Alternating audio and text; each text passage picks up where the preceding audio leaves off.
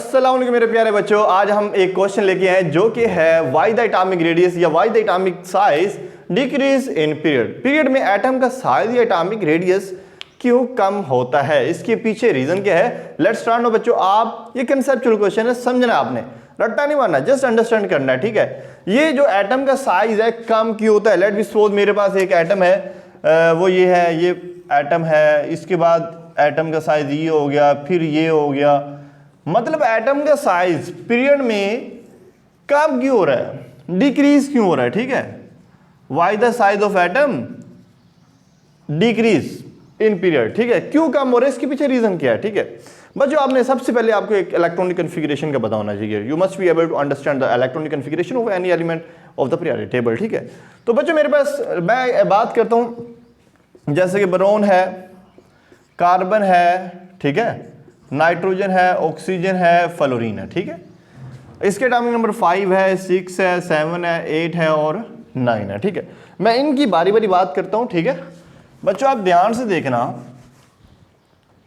मेरे पास है बोरोन, ठीक है, जिसका एटॉमिक नंबर 5 है, वो है 1s2 2s2 और 2p1, ठीक है।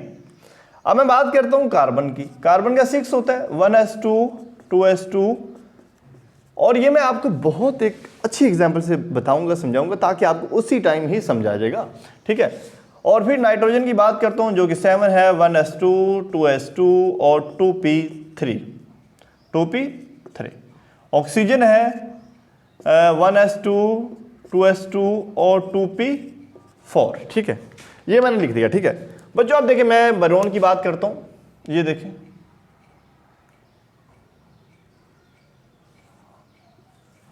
बोरोन के पहले शेल में 2 इलेक्ट्रॉन है, ठीक है, और दूसरे शेल में कितने इलेक्ट्रॉन है, दूसरे शेल में है 3 इलेक्ट्रॉन, 1 2 और 3, ठीक है। अब मैं बात करता हूं कार्बन की, ठीक है। कार्बन के पहले शेल में 2 इलेक्ट्रॉन है, ठीक है, इसको छोटा सा करके बना रहे हैं, ठीक है।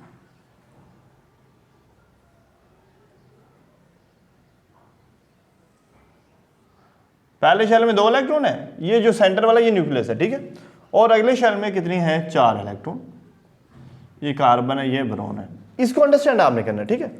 फिर नाइट्रोजन की बात करते हैं, ये नाइट्रोजन का न्यूक्लियस है, ये नाइट्रोजन का पहला शेल है और ये नाइट्रोजन का दूसरा शेल है। पहले शेल में 2 इलेक्ट्रॉन है और अगले शेल में कितने, 5 इलेक्ट्रॉन, क्योंकि एटॉमिक नंबर क्या है, 7 है।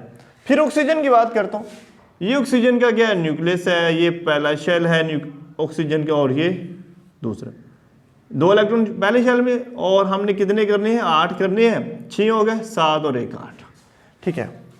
अब बच्चों इसमें एक चीज सबसे पहले आपने देखनी है, इनके अंदर क्या नंबर ऑफ शेल्स चेंज हो रहे हैं, नहीं, हर एक के अंदर, इसके अंदर भी 2 शेल्स हैं, इसमें भी 2 हैं और इसमें भी और इसमें भी। एक बात आपने याद रखनी है, जितने आपके इलेक्ट्रॉन होते हैं उतने उसमें क्या होते हैं, प्रोटॉन होते हैं, ठीक है। अब इसमें 5 इलेक्ट्रॉन है, इसका मतलब इसमें प्रोटॉन भी कितने हैं, 5 है। ये बात आपने देखनी है, इसमें कितनी है, 6 प्रोटॉन है और 6 ही इलेक्ट्रॉन है। इसमें नाइट्रोजन है, इसमें बच्चों हमारे पास क्या है, 7 प्रोटॉन है। प्रोटॉन बच्चों एक ताकत होती है, एक स्ट्रेंथ होती है, ठीक है। इसमें कितनी, 8 है, ठीक है। अब एक एग्जांपल देता हूं मैं, अब एक रस्सा है, उसको दोनों साइड से खींचा जा रहा है, ठीक है। मतलब पहले मेरे पास ये रस्सा है, इधर से भी उसको 5 लोग खींच रहे हैं और इधर से भी 5 लोग खींच रहे हैं, ठीक है। इसको अंडरस्टैंड करें, 5 भाई लोग इसको खींच रहे हैं, अपनी अपनी जानो। लेट बी सपोज अगर इधर लोग 6 हो गए, तो ये रस्सा किसकी तरफ मूव करेगा, ये वाले इधर पुल हो जाएंगे, ठीक है, इधर जाना शुरू हो जाएंगे, ठीक है। अब अगर इधर 7 लोग खींचना शुरू कर दें तो ये थोड़ा सा आगे हो जाएगा और, ठीक है। अगर इसको 8 लोग खींचना शुरू कर दें तो मतलब ये रस्सा और आगे, ये लोग आगे शिफ्ट हो जाएंगे, ठीक है।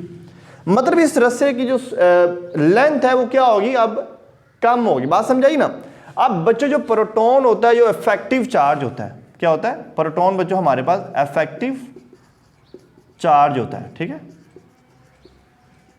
इफेक्टिव न्यूक्लियर चार्ज होता है, ठीक है। अब as a number of proton increases from left to right, ठीक है। जैसे प्रोटॉन की तादाद बढ़ रही है, देयरफॉर यानी इफेक्टिव न्यूक्लियर चार्ज आल्सो भी इंक्रीजेज, जो एक स्ट्रेंथ होती है वो भी बढ़ रही है किसके दरमियान, between nucleus and the outermost shell, ठीक है। न्यूक्लियस की आखिरी शेल में अट्रैक्शन बढ़ रही है, ये न्यूक्लियस इधर 5 लोग इधर 6 लोग हैं, तो अब ये क्या करेंगे, ज्यादा उसको अपनी जानब खींचेंगे। अब इधर 7 लोग सेंटर में आ गए तो उसको ज्यादा खींचेंगे, और इधर कितनी 8 हैं, तो ऐसे वो ज्यादा खींच रहे हैं, इफेक्टिव न्यूक्लियर चार्ज ज्यादा बढ़ रहा है, जिसकी वजह से जो एटम का साइज है वो क्या हो रहा है, ग्रेजुअली डिक्रीज हो रहा है, कम हो रहा है। अब देखिए इसमें दीवारें तो सेम है, शेल्स सेम है, शील्डिंग इफेक्ट तो सेम है, वो चेंज नहीं हो, लेकिन जो अंदर वाला जो प्रोटॉन की स्ट्रेंथ है वो बढ़ रही है, न्यूक्लियर की जो अट्रैक्शन है वो बढ़ रही है। That's why size of atom या radius of atom decreases from left to right, ठीक है, in periodic table. I hope so कि बच्चों आपको ये वाला क्वेश्चन समझ आया है, ये जो एग्जाम्पल मैंने बताई आपको समझ आ गया, ठीक है, क्योंकि ये रट्टे वाले क्वेश्चन नहीं होते, ये समझने वाले होते हैं। आई होप सो कि ये काफ़ी क्लासेस में 9th में भी है, आगे FSC पार्ट 1 में है, FSC पार्ट 2 में भी ये क्वेश्चन है। ओके भाई, मिलते हैं एक और टॉपिक के साथ, तब तक अल्लाह हाफिज़।